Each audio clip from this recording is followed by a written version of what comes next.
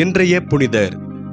இறையேசுவில் எனக்கு பிரியமான சகோதர சகோதரிகளே, இன்று நம் தாயம் திருச்சபையானது புனிதரான தூய ஸ்தேவான் அல்லது முடியப்பர், ஆங்கிலத்தில் ஸ்டீவன் என்று அழைக்கப்படும் இவரின் விழாவை கொண்டாடுகிறது. தூய ஸ்தேவான் அன்பினால் பற்றி எரிந்து கொண்டிருந்தவர் ஆவர். இவர் கடவுள் மீது கொண்ட அன்பினால் அவருக்காக தன்னுடைய உயிரையும் இழக்க தயாரானார். மனிதர்கள் மீது கொண்ட அன்பினால் தன்னை துன்புறுத்தியவர்களுக்காக ஜெபித்தார். அன்புதான் தூய ஸ்தேவானின் வாழ்க்கையை முழுவதுமாக ஆட்கொண்டிருந்தது. இன்று நாம் திருச்சபையின் முதல் மறைசாட்சியான தூய ஸ்தேவானின் விழாவை கொண்டாடுகிறோம். நேற்று ஆண்டவர் இயேசு கிறிஸ்துவின் பிறப்பு பெருவிழாவை கொண்டாடிவிட்டு இன்று ஒரு மறைசாட்சியின் விழாவை கொண்டாடுவது பொருத்தமானதாக இருக்குமா என நாம் நினைக்கலாம். ஆனால் கிறிஸ்துவமும் என்றைக்கு இந்த மண்ணில் தலை தோங்க தொடங்கியதோ அன்றைக்கே கிறிஸ்துவத்திற்கு எதிராக பிரச்சனைகளும் தொடங்கிவிட்டது என்பதை குறித்து காட்டுவதற்காகவோ என்னவோ கிறிஸ்து பிறப்பு பெருவிழாவிற்கு அடுத்த நாளில் தூய ஸ்தேவானின் மறைசாட்சிய விழாவை கொண்டாடுகிறோம். அவருடைய வரலாற்று வாழ்க்கையில் பார்க்கும்போது ஸ்தேவான் அல்லது முடியப்பர் எருசலேமில் பிறந்தவர். கமாலியேல் என்பவரிடம் கல்வி கற்றவர். கிரேக்க மொழி பேசும் புறவினத்து கிறிஸ்தவர். ஆண்டவர் இயேசுவின் விண்ணேற்றத்திற்கு பிறகு கிறிஸ்தவர்களின் எண்ணிக்கை மேலும் மேலும் அதிகரித்து கொண்டே வந்தது.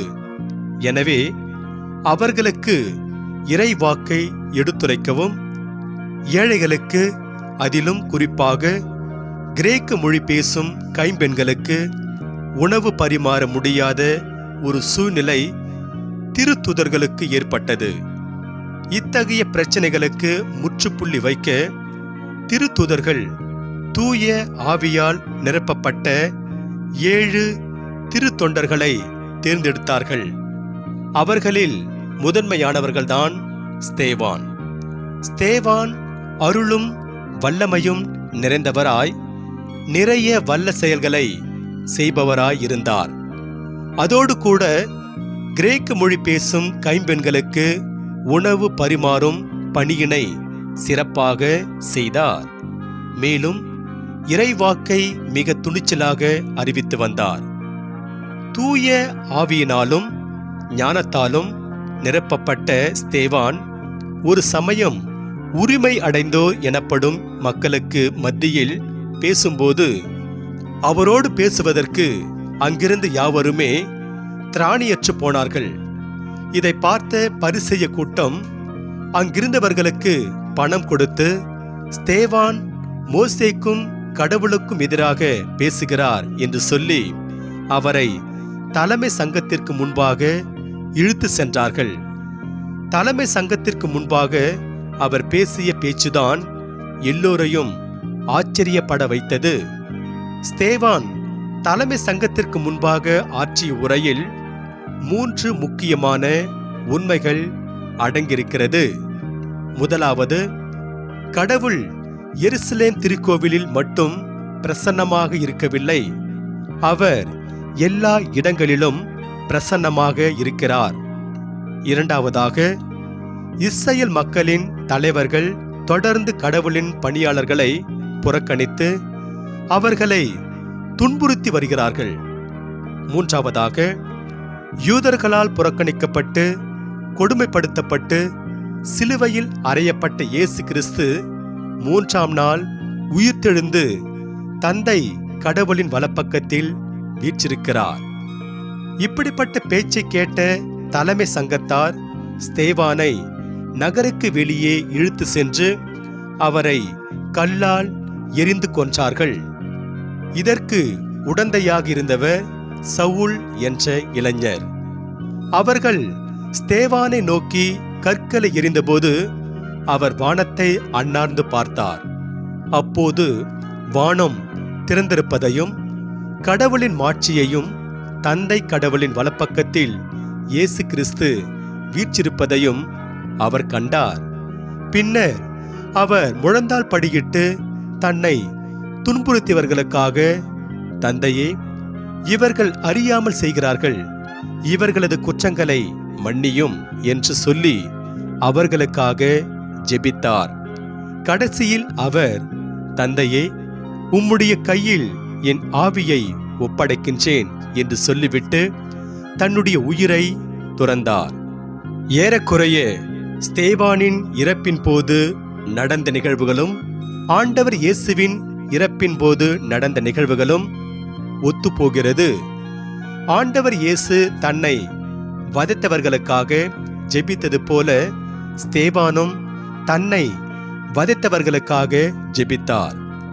ஆண்டவர் இயேசு இறப்பதற்கு முன்பாக, தந்தையே, உம்முடைய கையில் என்னுடைய ஆவியை ஒப்படைக்கின்றேன் என்று சொன்னது போல ஸ்தேவானும் சொல்லி தன்னுடைய ஆவியை ஆண்டவரிடம் ஒப்படைத்தார்.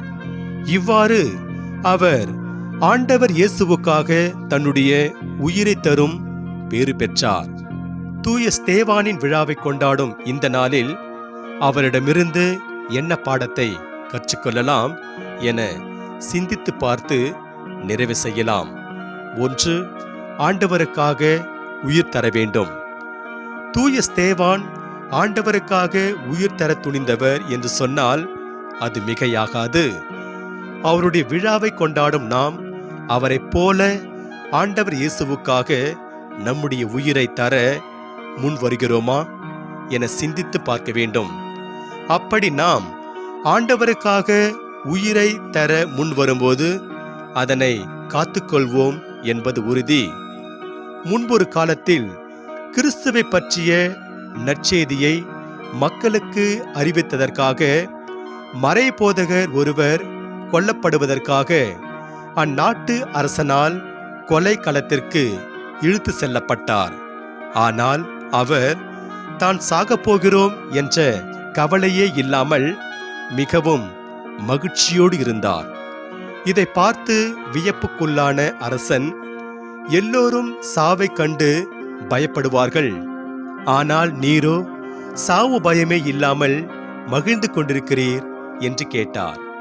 அதற்கு அந்த மறைபோதகர், நீ என்னை கொல்வதால் நிலையற்ற வாழ்வு வாழும் நான் நிலையான வாழ்வு வாழத் தொடங்கிவிடுவேன். அதை நினைத்துதான் நான் மகிழ்ச்சியாக இருக்கிறேன் என்றார். ஆம், இறையேசுவில் பிரியமானவர்களே, நாம் கிறிஸ்துவுக்காக உயிரை கொடுக்கும்போது நிலையற்ற வாழ்வு வாழும் நாம் நிலையான வாழ்வை வாழ தொடங்கிவிடுவோம் என்பதே உண்மை. ஆகவே தூய ஸ்தேவானைப் போல ஆண்டவர் இயேசுவுக்காக உயிரை தர முன்வருவோம். 2. பகைவருக்கு மன்னிப்பு. ஸ்தேவான் தன்னை துன்புறுத்தியவர்களுக்காக மன்றாடினார்.